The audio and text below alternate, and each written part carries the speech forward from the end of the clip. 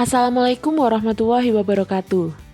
Pada video kali ini, saya akan mempresentasikan kegiatan aksi nyata pada topik 2 dengan tema kontribusi nyata penerapan dasar-dasar pendidikan Ki Hajar Dewantara pada mata kuliah Filosofi Pendidikan Indonesia bersama saya, Chandra Ayudhya Hoirunisa dengan NIM 2018 1063 1011 062. Yang pertama, saya akan merefleksikan perasaan saya selama melakukan perubahan di kelas.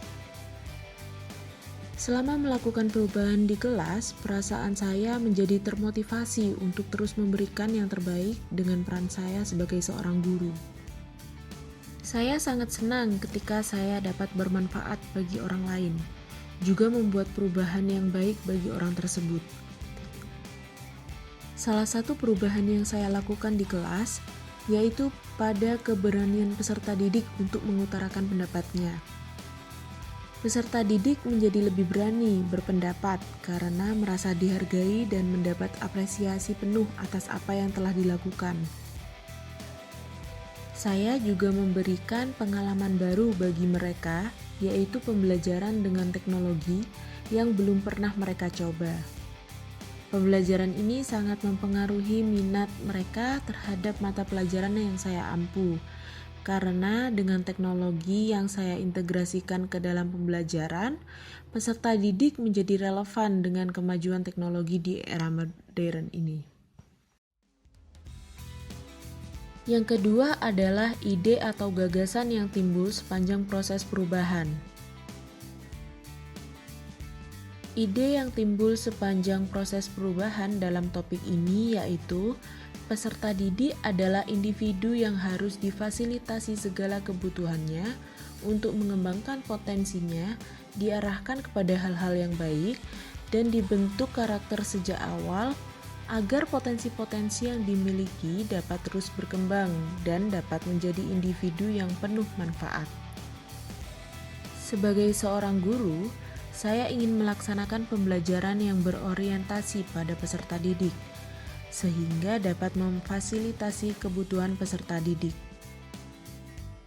Saya ingin melaksanakan pembelajaran yang relevan dengan kehidupan sehari-hari, sehingga pemahaman akan materi menjadi lebih mudah dipahami.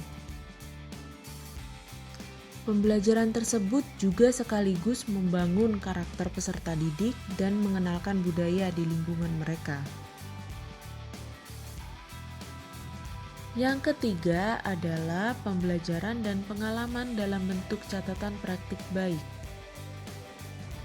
Peserta didik memiliki karakter yang unik, sehingga sebagai seorang guru, saya berusaha untuk menjadi fasilitator. Guru sebagai fasilitator yaitu menjalankan pembelajaran yang berorientasi pada peserta didik. Guru harus memahami karakter setiap peserta didik untuk memenuhi kebutuhannya dalam melaksanakan pembelajaran. Dalam membentuk karakter peserta didik, saya menanamkan hal-hal kecil yang nantinya akan menjadi kebiasaan baik untuk peserta didik. Salah satu contohnya adalah membiasakan untuk menghargai orang lain ketika berpendapat. Peserta didik dibiasakan untuk mendengarkan orang lain ketika menyampaikan pendapat, tidak memotong pembicaraan. Seperti saat pembelajaran, saya membuat kesepakatan, yaitu ketika saya menyampaikan suatu materi, peserta didik diharapkan diam dan mencermati penjelasan tersebut. Ketika kesepakatan tersebut dilanggar, maka mereka akan menggantikan saya untuk menyampaikan materi. Hasilnya, peserta didik dapat kondusif menyimak penjelasan dengan baik, dan pemahaman materi dapat terlaksana dengan baik. Yang keempat yaitu foto bercerita. Foto pertama merupakan foto kegiatan perencanaan. Perencanaan dilakukan dengan berdiskusi mengenai materi, perangkat, dan media pembelajaran yang akan digunakan. Pada kegiatan ini juga kami memikirkan bagaimana agar peserta didik merasa nyaman dan pembelajaran terasa menyenangkan. Kami menelusuri berbagai referensi untuk kegiatan seperti ice breaking dan permainan seru yang tetap relevan dengan materi yang diajarkan. Foto kedua merupakan foto kegiatan penerapan. Hasil diskusi yang dilakukan di tahap perencanaan kemudian dituangkan dalam penerapan ini. Dalam foto tersebut, tergambar guru sedang melakukan tanya jawab untuk membangun semangat peserta didik dalam melaksanakan pembelajaran. Guru membagi kelompok dengan sebuah permainan sambung kata. Kegiatan yang ketiga merupakan kegiatan refleksi yang dilaksanakan oleh mahasiswa PPL dengan guru Pamong. Guru Pamong memberikan pertanyaan seputar pembelajaran yang telah dilaksanakan, seperti kendala, materi yang diajarkan, dan asesmen yang diberikan.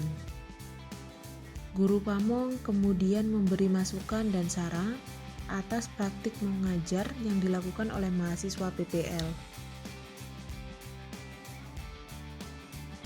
Yang terakhir yaitu testimoni dari rekan guru dan peserta didik yang terlibat dalam proses perubahan yang saya lakukan.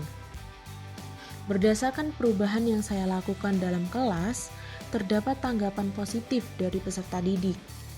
Peserta didik menyampaikan tanggapannya bahwa pembelajaran dengan saya lebih menyenangkan dan lebih aktif, sehingga mereka bersemangat untuk mengikuti pembelajaran ini. Mereka juga merasa senang karena pembelajaran yang kami lakukan memanfaatkan kecanggihan teknologi.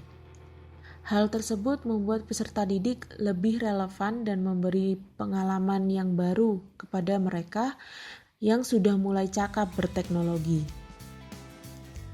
Tanggapan dari guru Pamong saat melakukan refleksi juga memberikan kesan yang positif, karena saya dapat mengkolaborasikan teknologi dalam pembelajaran. Kolaborasi pembelajaran dengan teknologi ini menjadi pembelajaran yang relevan dengan peserta didik. Hal tersebut dikarenakan peserta didik di era modern ini tidak dapat terlepas dengan teknologi, dan saya dapat mengenalkan teknologi dalam manfaatnya di dunia pendidikan. Sekian presentasi dari saya. Apabila ada salah kata atau kekeliruan, mohon maaf. Terima kasih. Wassalamualaikum warahmatullahi wabarakatuh.